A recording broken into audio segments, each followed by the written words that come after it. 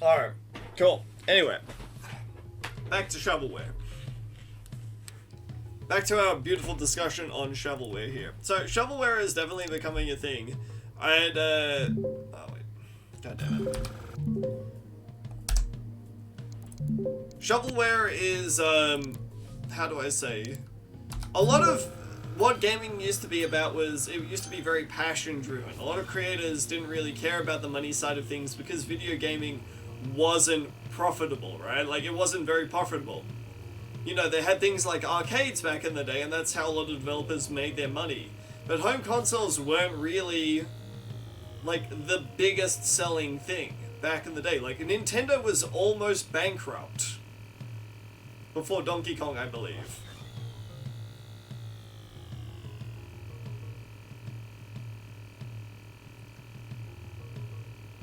So, when games used to be made, they used to be made with the idea that, you know, they're not trying to make a profit here, we're trying to do something that we want to create.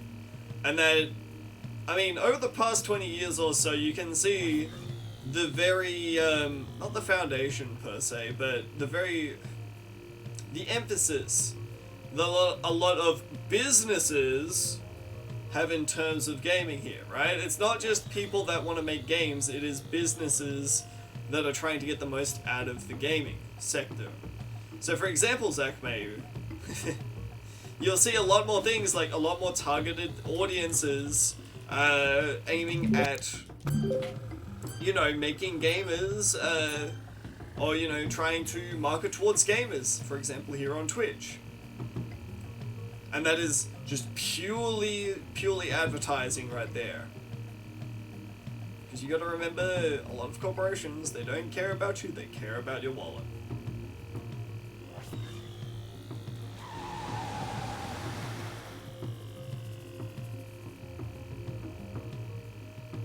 People are quick to forget these sorts of things. That was a really wide corner, and this will be a late lap for it. Yep. So, like, for example, let's have a look at the mobile game scene, right? Let's take Diablo Immortal. You know, Blizzard, what used to be one of the most well-known, famous companies for developing quality products, releases Diablo Immortal. And Diablo Immortal, mind you, is, funnily enough, a pretty good quality product, right? Like, they released some really good stuff on there. But what's the catch? The catch is that it is monetized very predatorily. Blizzard is out for not only your credit card, your wallet, your keys, but also potentially the statement of the house, you know, the bond. That is just the way that people go, because they know that if they can get a few whales hooked who will spend a ton of money, that it will make up for the fact that their game is free. And thusly, why things like this are very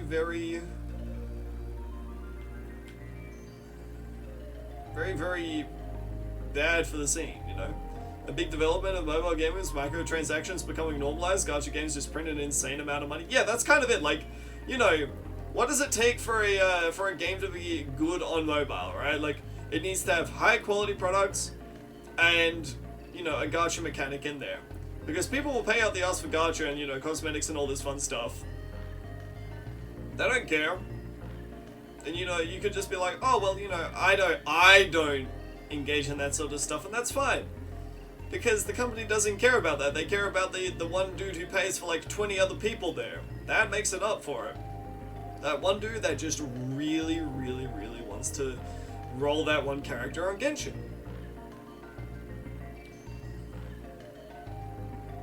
That's all they really care about.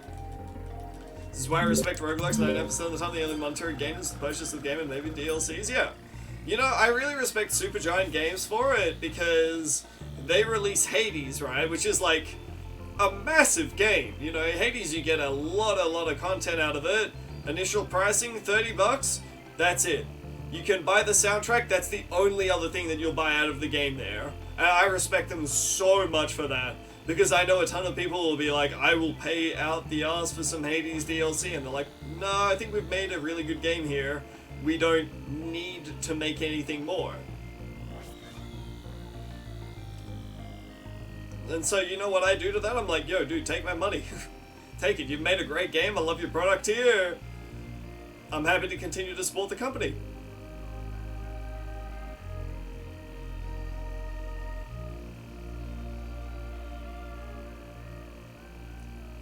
But, like, a lot of mobile games, I mean, it's just...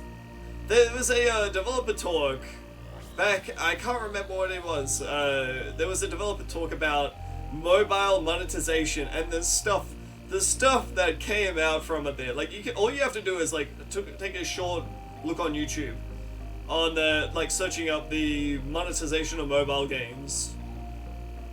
And it is just insane. It's just insane, the things, like the psychology that goes into it there.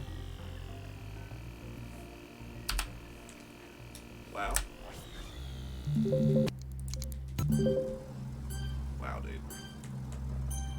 Yeah, like Terraria, for example, you know, still gets updates till this day. I can remember when one of my good friends was playing Terraria back in high school, and it still gets updates to this day. Because, as you'll note, a lot of these indie games are very passion-driven projects, which is, you know, that's what it reminds me of. Back in my day, kids, when the companies weren't so much about trying to grab your wallets and were designed with making something cool. Whole idea behind mobile games is that they're cheap. Yes. Well, some of them, yes. But a lot of them are just like.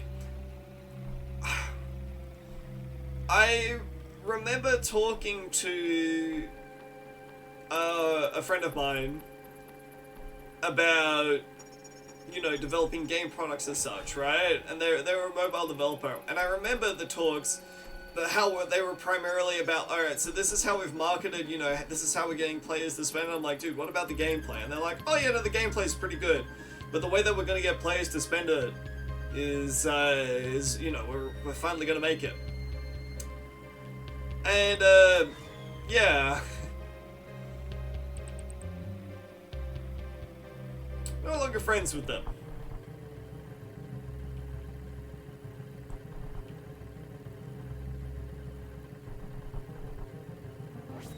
I just think it's a bit of a scummy thing.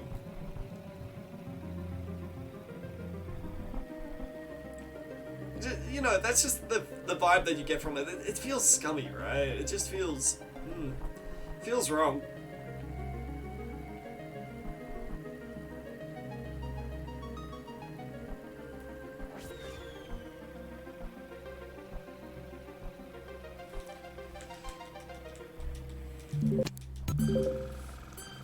Kind of expect a product like 5 years of constant development at this point with a DLC every year? Yeah. Like, games these days are not released as full games.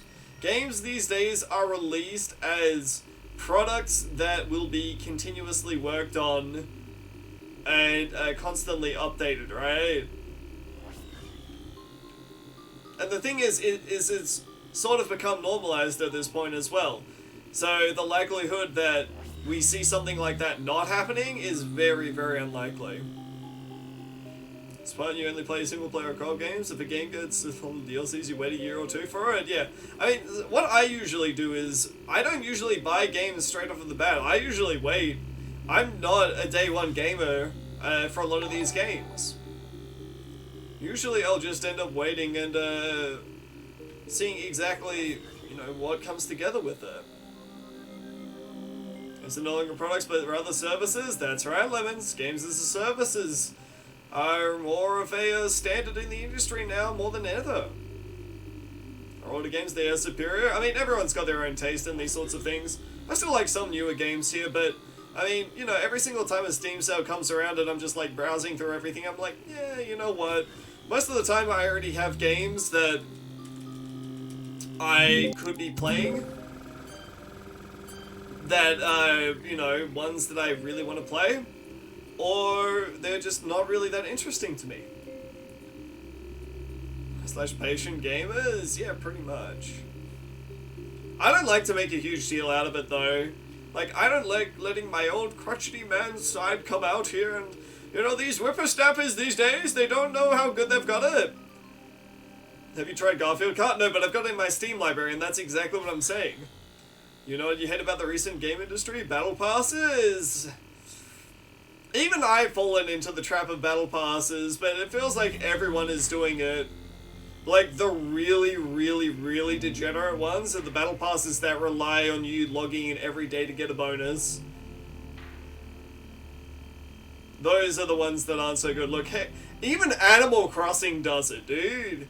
Animal Crossing New Horizons doesn't have a battle pass, but has something that rewards you for logging in every single day. So you're hardwired into your brain as like, oh, I want to log in every single day, otherwise I'm going to miss this bonus.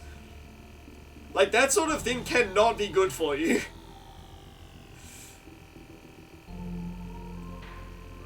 Feel bad for having all the content and the rewards as the people who buy it? Yeah, I mean, the sucky thing about having a battle pass in the game is, like, you feel like you're just further behind. The rewards are basically a bait to get you addicted and not a pick up and delete. Exactly. But the thing is, like, I don't understand why Animal Crossing has it, because you paid $70 for the game. If you're buying Animal Crossing and you're not liking it, you're going to return it. Yeah, careful about giving out all vibes of you playing Hello Kitty, they'll get you on the list. Yeah, true though. True though. I gotta be careful there. I mean, heck, even the star could be considered a little bit of a warning sign there for a lot of potential investigators, you know?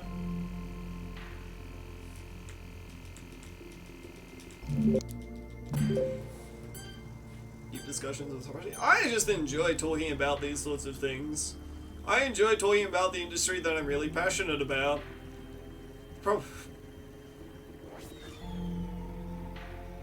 How would you know? He's had a look into it, you know?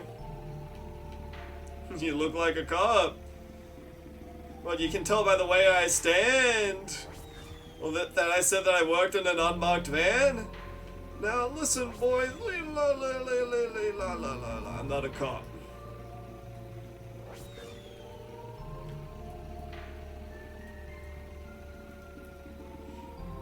I'm a businessman with a business plan.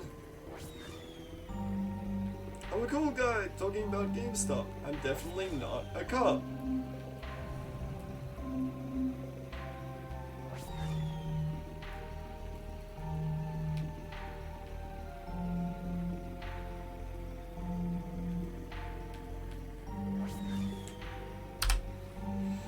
Wow, I'm actually managing to save time here. So many great games that have used it for a lot of Parliament. They may have $500 of DLC, but I'm getting thousands of hours over the last decade. Like, okay, so for example here, let's look at this games as a live service sort of thing in relation to one of the games that I used to play as a professional, right? I used to play Hearthstone as a professional, right? I used to be, like, very in tune. I would pay a lot of money every single expansion to make sure that I had the cards that I needed to have, that I was on top of everything there, and that, you know, I was not going to be at a disadvantage. I sunk a lot of money into Hearthstone. Now, I would argue that I got a lot of money's worth out of Hearthstone, because I paid thousands of hours worth, right? Thousands of hours worth of Hearthstone. But even I can recognize, like, some things where it's like, okay, you know, should I really be paying this much for this game? You know, is the pricing structure of this game, like, is it not just a little bit much? So I'd say, like, there will be people out there who will look at something like, you know, a game's live service there and be like, this is fine because I'm still getting my enjoyment out of it. And I say, yeah, that's fine. But at the same time, you gotta realize that, like, a lot of these structures that they've set up here are still predatory.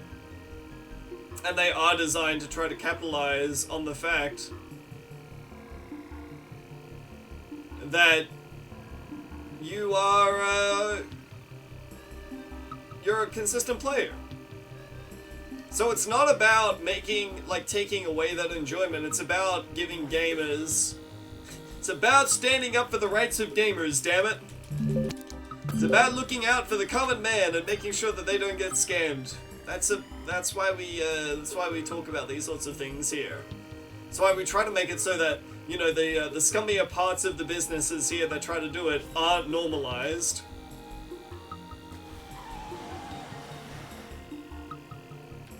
Fucking lost the run to that, damn it.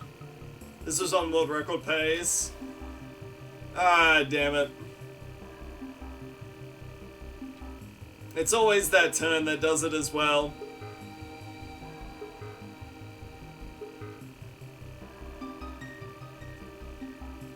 It is what it is, though. Thankfully, the run is fairly short, so there's always, like, another opportunity to give it another go.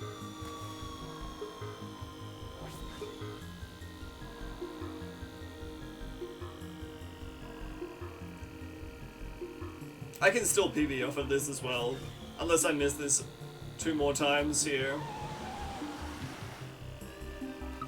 Yeah, so, okay, I know what it is. The tighter my turns are, the harder it is to be able to get that boost.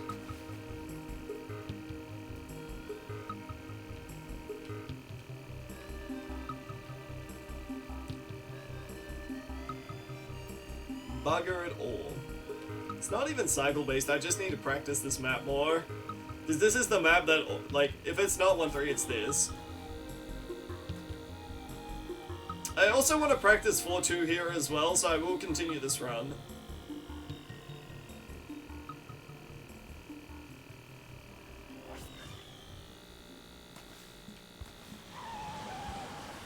Yeah, so a little bit of a wider turn there into that, that's perfect. That there, this is going to be like a low 40, a high 40-ish. Low 41 to high 40.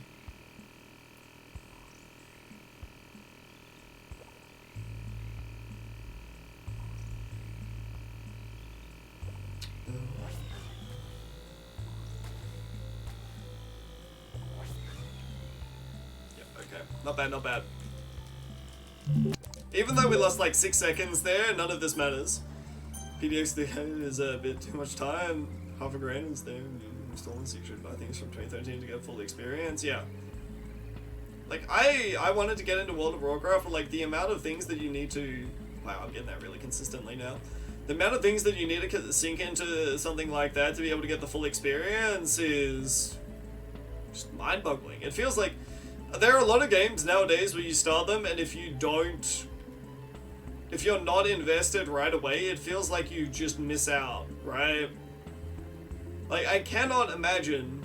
For example, I'll go back to my Hearthstone example here. I cannot imagine a new player getting into Hearthstone because it is just so daunting at this point.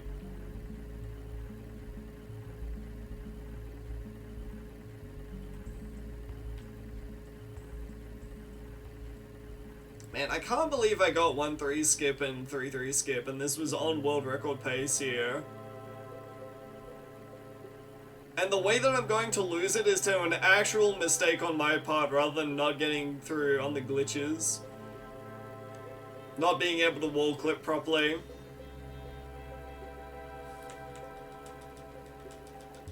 That's a bit of a doozy right there.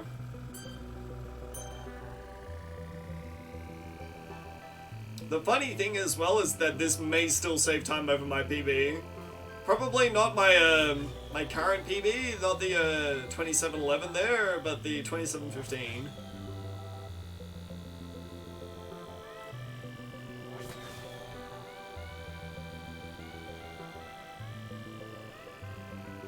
Wow, that is a low 20, that is a high 24 there. That's the fastest one that I've ever gone on this map. That's kind of insane.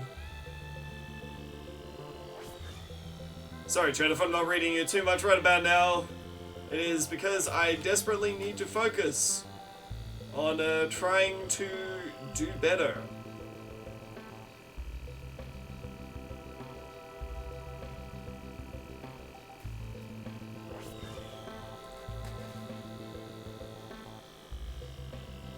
didn't screw me over there. Love to see it, love to see it.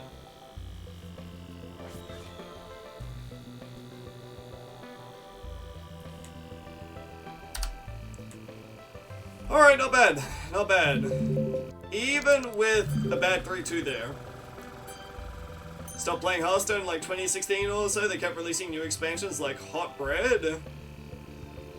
Yeah, and like that's the thing is like even like a 3-4 month cycle that they have between the expansions there, you gotta think how much money you're sinking into an expansion. You're sinking a full priced game. Every single expansion there. How are you supposed to compete with other games that offer, I would argue, fuller experiences or different experiences there every single time when you're charging that much? Like, how are you supposed to retain a base of people who actively want to play your game? And as we've seen over the past few years, as the game has steadily declined, you don't. Your opinions on game sequels? Do you think playing sequels, betting on nostalgia, trying to seek usually new games top of the list? I will always be a person who will stand by. I do not like the fact that a lot of companies are relying on either like remaking old games. I mean, like, yeah, it has been done all the time, right? But like, I'll take for example The Last of Us, the remake that they're doing for it on the PS5 there with new shiny graphics that look nearly the exact same as how they released it. Their re-release of it. I will always stand by a company that, you know, tried to do something a little bit different.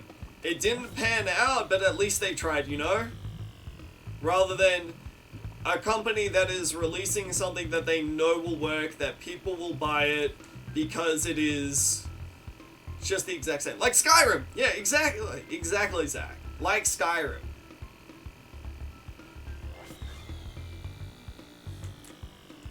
To me, that is just egregious.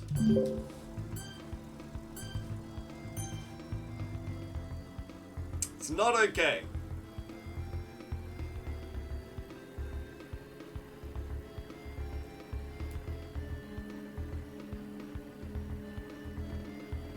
Well, I mean, it's not that it's not okay, because, I mean, people will buy it, and people will be like, wow, look at the shiny new stuff, and I'm like, okay, that's cool. But I'm looking, for when a game comes out, I am looking for new experiences, right? Like, if they're releasing a new game, that they actively, like, rather than doing what Ubisoft do, which is, like, pound Assassin's Creed into the dirt. Like, Assassin's Creed is definitely been done and dusted a lot of times at this point.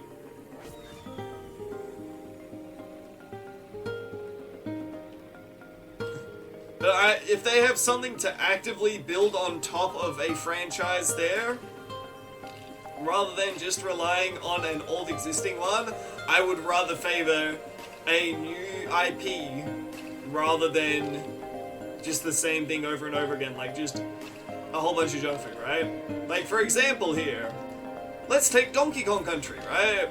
They released 3 games, they released Returns, which is essentially a completely different game series, because it plays differently to the way that the original 3 did. And like, for as much as I would love a third, I would rather that they actually have something to build on top of,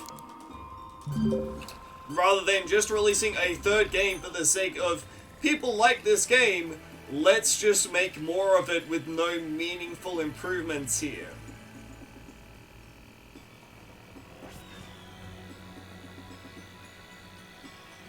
So like, the current trend in the game industry is to just release more of it because people want more of it, right? This is gonna be a really slow lap here.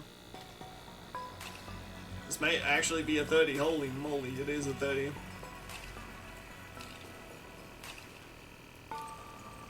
So yeah. Basically, quantity over quality. Exactly. And I would much rather have a quality experience than a lot of experiences of the same thing, right? Wow, what is my driving today? Holy moly, dude. Sloppy as.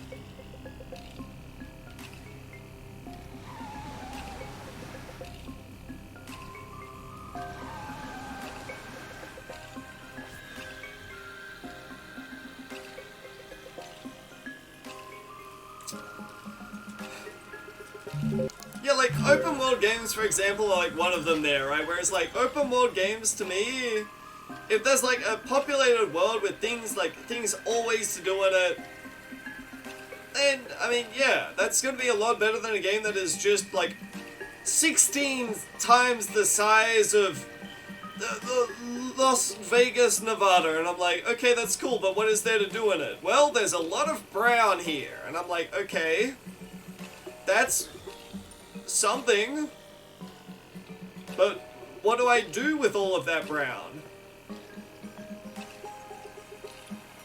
The reality is there's nothing. There's a lot of brown.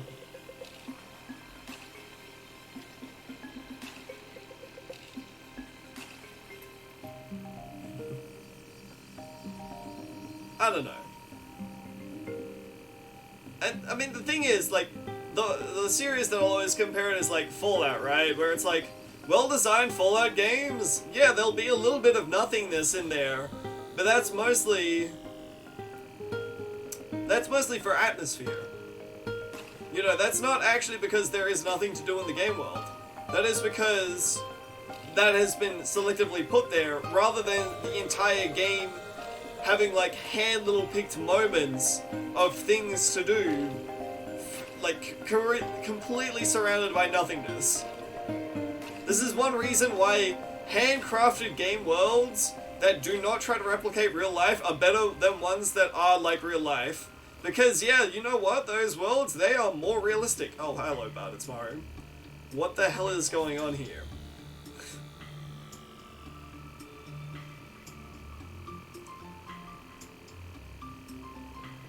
Because you know what? A better game is one where there is just more to do.